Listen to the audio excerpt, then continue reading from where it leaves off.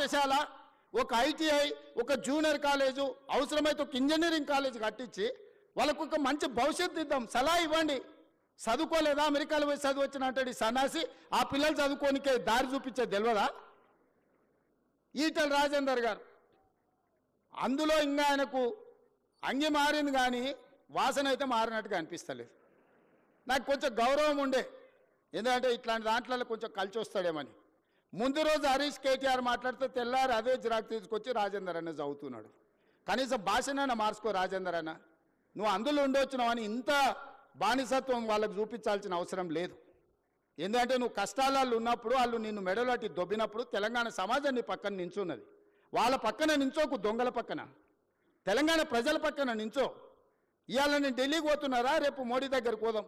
Sabarmati river ఫ్రంట్లో 64,000 కుటుంబాలను బయటకు పంపించిండు ఆయన. 40 లక్షల కోట్ల రూపాయల బడ్జెట్ ఉందో, 25,000 కోట్ల రూపాయలు మూసీ రివర్ డెవలప్మెంట్ ఫ్రంట్కి అడుగుదాం మోడీ గారిని. ఎందుకేడు మోడీ గారు మనకు? మనం పన్ను కడతలేమా?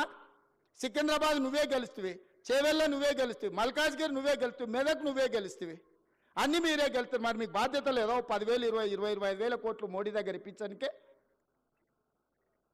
నేను ఎందుకు చెప్తున్నా బాధ్యత రహితంగా కొంతమంది ఏం చేసినా తప్పు పట్టాలి, కాళ్ళలో కట్టె పెట్టాలి.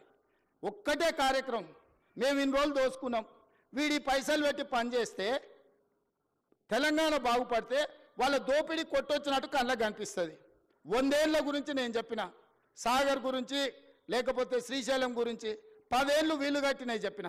ఇప్పుడు ఒక 10 ఏళ్ళు మనం చేసే నిర్మాణము, రీజనల్ రింగ్ రోడ్ కానీ, రేడియల్ రోడ్స్ కానీ, 4th సిటీ కానీ, మూసీ కానీ, సిటీలో ఫ్లైఓవర్లు కానీ, మెట్రోలు కానీ ఇవన్నీ పూర్తయితే ఈ 10 ఏళ్ళు వాళ్ళు ఏం దోపిడీ చేసి తిన్నారో ప్రజలకు తెలుస్తుందని ఎట్టి పరిస్థితుల్లో అడ్డం పడాలి. 600 అయినా దీన్ని ముందుకు సాగనీయొద్దని అంటారు.